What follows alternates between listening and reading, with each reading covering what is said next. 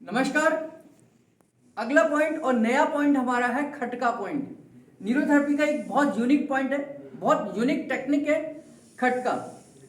इसमें आप अपने स्पाइन के यानी किसी के भी स्पाइन के हर मनके को स्टिमुलेट कर सकते हैं, उसकी सेटिंग करते हैं। और ख़ास तौर से ये जो ट्रीटमेंट है ये स्पेशली उन बच्चों के लिए दिया जाता है जिनकी हाइट बढ़ाने की ज़रूरत है, चाहे वो गर्ल्स हो चाहे वो बॉयज हो। आप हाइट बढ़ाने का अगर ट्रीटमेंट दे रहे हैं या हाइट बढ़ाने के लिए उनको ट्रीटमेंट कंटिन्यू कर रहे हैं तो ये खटका पॉइंट आपको बहुत हेल्प करेगा। दूसरा, ये उनको भी रिलैक्स करता है जिनकी कमर पूरी अकड़ जाती है। कई बार सुना होगा कि बैठे बैठे कमर जकड़ गई है, अकड़ गई है या स्टिफ हो गई है। तो स्पाइन की यानी कि आपकी कमर की, पूरी कमर की, चाहे वो सर्वाइकल का रीजन हो, चाहे वो आपका थोरेसिक का रीजन हो, चाहे वो आपका लंबर का रीजन हो, इन सभी मनकों को रिलैक्स करने की ताकत, रिलैक्स करने की टेक्निक जो न्यूरोथेरेपी में वो है हमारी खटके की टेक्निक।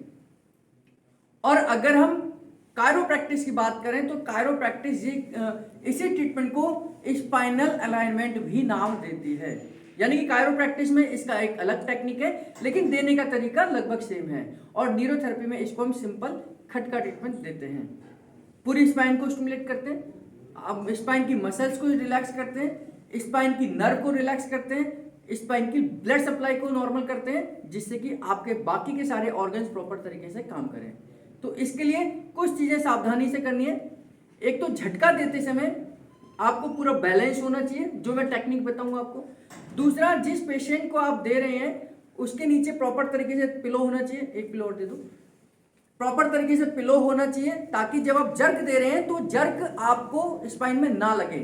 तीसरी जो महत्वपूर्ण बात है, अगर आप किसी पेशेंट को दे रहे हैं, मान लीजिए आप हाइट के लिए नहीं दे रहे इस पॉइंट को ऊपर, अगर आप इस हाइट के लिए नहीं दे रहे ये ट्रीटमेंट लेकिन किसी पेशेंट को दे रहे हैं तो ध्यान करना जो सबसे बड़ी महत्वपूर्ण बात ये है कि ऑस्टियोप्रोसिस की कंडीशन में इसको नहीं देना है। यानी कि जिनको osteoporosis, osteopenia, osteoarthritis, bamboo spine, ankylosing spondylosis, listhesis, ये टर्म लिखी हुई है आपके एमआरआई की रिपोर्ट में या ब्लड रिपोर्ट में, तो ऐसे पेशेंट को ये ट्रीटमेंट नहीं देना क्योंकि वो बहुत स्पाइन कमजोर है और आपके झटके देने से वहां पर फ्रैक्चर हो सकता है, हेयर लाइन फ्रैक्चर हो सकता है। तो बहुत सावधानी से देना है। तो कंडीशन ये है कि उनकी स्पाइन कमजोर ना हो, कैल्शियम की डेफिशिएंसी ना हो, उस कंडीशन में ही ये ट्रीटमेंट दिया जाएगा। तो देखते हैं कैसे देंगे। सबसे पहले पेशेंट को लिटाना है और जैसे मैंने ये तकिया लगाया, आप एक तकिया देख रहे हैं इस तरीके से लगाया, एक तकिया मैंने ऊपर लगाया है क्योंकि तकिए का पूरा सपोर्ट होना चाहिए स्पाइन को। और इसके बाद में पेशेंट की पोजीशन ये रहेगी, इस तरीके से कर सकते हैं और यहां से हर मनके को यानी कि हर वर्टिब्रा को क्लॉकवाइज करते हो और ऊपर की तरफ जाएंगे। क्लॉकवाइज बिल्कुल पास पास ओवरलैप करते हुए क्लॉकवाइज करते हुए ऊपर की तरफ जा रहे हैं हम। पूरा स्पाइन को कवर करेंगे, गर्दन तक लेकर जाएंगे। ये एक बार करा, अब गर्दन को मोड़ लीजिए, फिर एक साइड में करते हुए क्लॉकवाइज करते हुए। अभी हम क्या करें, हर मनके को क्लॉकवाइज कर रहे हैं। फिर गर्दन को दूसरी तरफ कर दीजिए। ये हमने 3 बार क्लॉकवाइज करा एक ही स्पाइन के ऊपर। अब गर्दन को सीधा कर दीजिए। अब हमने क्या करना है, जो हमारे को ध्यान करने वाली बात है, धीरे धीरे मसल्स को, नीचे से मसल्स को ऊपर की तरफ पकड़कर लेकर जाना है इस तरीके से।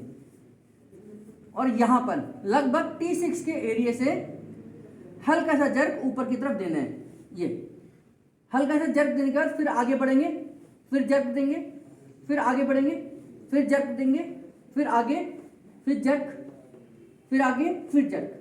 और ये हमने ऊपर तक लेकर जाना है। ये फर्स्ट स्टेप कंप्लीट हुआ। इसके बाद में हम स्पाइन को ऊपर क्लॉकवाइज करते हुए रिलैक्स करेंगे दोबारा से। अब स्पाइन के राइट साइड में हमने क्लॉकवाइज करना है। ये स्पाइन को ऊपर नहीं कर रहा, स्पाइन के राइट साइड में हम क्लॉकवाइज कर रहे हैं। अब स्पाइन के लेफ्ट साइड में,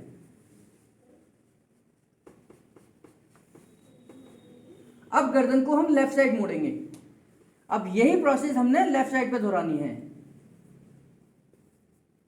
एक जर्क, फिर जर्क, फिर जर्क, फिर जर्क, फिर जर्क, फिर जर्क। अब इसी प्रोसेस को हम राइट साइड गर्दन मोड़ेंगे, फिर दोहराएंगे।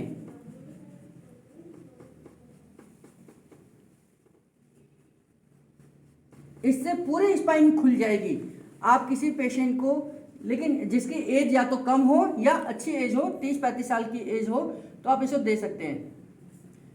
फिर ऊपर की तरफ खींचेंगे मसल्स को, जर्क दिया, हल्का सा जर्क दिया, ये जर्क, फिर जर्क, फिर जर्क, और फिर लास्ट में सीधी गर्दन। जहां से हमने शुरुआत करी थी वहीं इसको कंप्लीट करेंगे।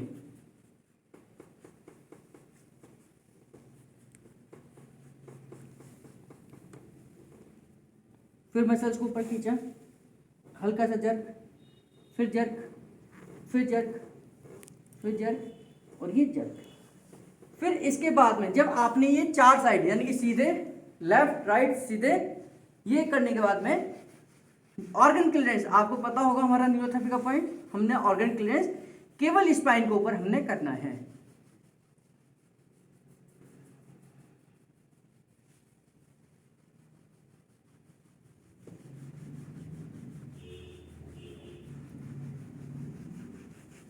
बस जहां ये कंप्लीट हमारा खटका का ट्रीटमेंट हुआ, खटका पॉइंट हुआ, या स्पाइनल अलाइनमेंट भी हम इसको बोल सकते हैं कायरोप्रैक्टिस के अंदर।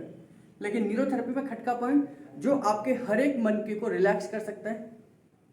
जिन बच्चों की हाइट बढ़ानी है उन बच्चों को ये ट्रीटमेंट बहुत इफेक्टिव होता है। और आपको किसी भी प्रकार का कोई कंप्रेशन हो गया हो, लेकिन आपकी स्पाइन मजबूत है, आपको कैल्शियम की डेफिशिएंसी नहीं है, लेकिन अगर केवल कंप्रेशन है तो भी ये खटका पॉइंट आप दे सकते हैं। तो बहुत अच्छा इफेक्टिव रिजल्ट है इसके। स्पाइन को, पूरी स्पाइन को रिलैक्स कर देता है, हर मनके को स्टिमुलेट करता है। 31 मनके और 31 पेयर जो हमारी स्पाइनल नर्व निकलती हैं उनको स्टिमुलेट करने की ताकत रखता है। तो स्पाइन इसको पूरा स्टिमुलेट करना है तो खटका टेक्निक हमारी सबसे बेहतरीन है, सबसे अच्छा है। आप भी इस्तेमाल करें, लेकिन जो सावधानियां बताई हैं उस सावधानी के साथ में करें।